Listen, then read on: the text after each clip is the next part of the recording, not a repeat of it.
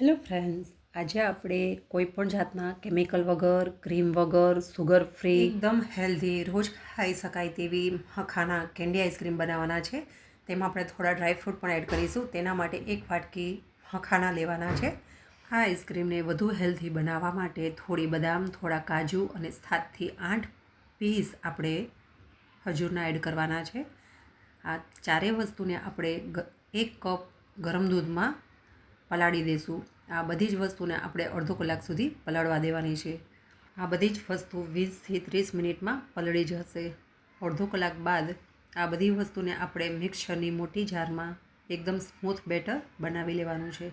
આ રીતે એકદમ સ્મૂથ બેટર આપણે તૈયાર કરી દેવાનું છે. હવે તમારા ઘરમાં રહેલા કોઈ પણ આઈસ્ક્રીમના મોલ્ડમાં આપણે કેન્ડીને આ રીતે જમાવવા માટે થોડું બેટર આ રીતે સ્પ્રેડ કરી દઈશું. તમારી પાસે પ્લાસ્ટિકના ગ્લાસ હોય, પેપર ગ્લાસ હોય અથવા કોઈ પણ આઈસ્ક્રીમના મોલ્ડ હોય તેમાં પણ તમે જમાવી શકો છો. મેં અહીંયા 2 આઈસ્ક્રીમની કેન્ડી શેપના જે મોલ્ડ છે એ લીધા છે અને પેપર ગ્લાસ આ રીતે 5થી 6 પેપર ગ્લાસનો ઉપયોગ કર્યો છે. બનાવેલા બેટરને આ રીતે પેપર ગ્લાસમાં રેડી દઈશું. તમારી પાસે મોટી સાઇઝના હોય તો તેનો પણ તમે ઉપયોગ કરી શકો છો. અહીંયા મેં નાની સાઇઝની કેન્ડી બનાવવા માટે નાના પેપર ગ્લાસનો ઉપયોગ કર્યો છે. આ રીતે થોડું ટેપ કરીને આઈસ્ક્રીમને પ્રોપર રીતે અંદર બેલેન્સમાં કરીને ઉપર બટર પેપર અથવા તો કોઈ પણ પ્લાસ્ટિક પેપરથી કવર કરીને રબર બેન્ડથી પેક કરીને આપણે વચ્ચે સ્ટીક લગાવીને આઈસ્ક્રીમ જમાવવા માટે તૈયાર કરી દેવાના છે. આ રીતે મેં પહેલાં બટર પેપરને નાના નાના શેપમાં કટ કરીને પેપર ઉપર લગાવી તેમાં રબર લગાવીને વચ્ચેથી થોડું કટ કરીને આઈસ્ક્રીમ સ્ટીક મૂકીને આપણે ફ્રીઝમાં જમાવવા માટે મૂકવાની છે. ફ્રીઝરમાં આ રીતે 4થી 5 કલાક આઈસ્ક્રીમને જમાવવા માટે મૂકી દીધી હતી. 4થી 5 જ કલાકમાં તમે જોઈ શકો છો કે આઈસ્ક્રીમ સરસ બનીને તૈયાર થઈ ગઈ છે. આઈસ્ક્રીમ એટલી હેલ્ધી અને યમી બનીને તૈયાર થાય છે કે તમે એકવાર બનાવશો તો કાયમ આ જ રીતે બનાવતા થઈ જશો. આ આઈસ્ક્રીમ તમે બાળકોને રોજ જ ખાવા માટે ઉપયોગમાં આપી શકો છો.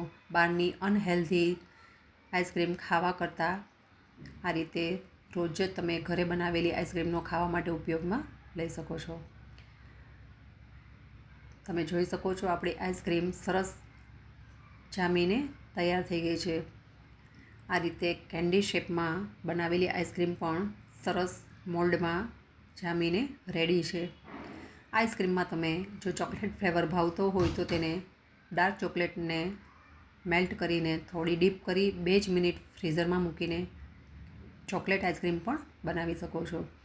અહીં આપણે કોઈ પણ ચોકલેટ સિરપનો ઉપયોગ નથી કર્યો. જે નેચરલ 4 વસ્તુનો ઉપયોગ કરીને બનાવી છે તે ડાયરેક્ટ આ જ રીતે ખાવા માટે ઉપયોગમાં લીધી છે. બહારની અનહેલ્ધી મિલ્ક પાવડરથી બનાવેલી, કેમિકલથી બનાવેલી તૈયાર આઈસ્ક્રીમની જગ્યાએ તમે પણ રોજ જ બાળકોને આપી શકાય તેવી મખાના ડ્રાયફ્રૂટ આઈસ્ક્રીમ કેન્ડી ઘરે જરૂરથી ટ્રાય કરજો.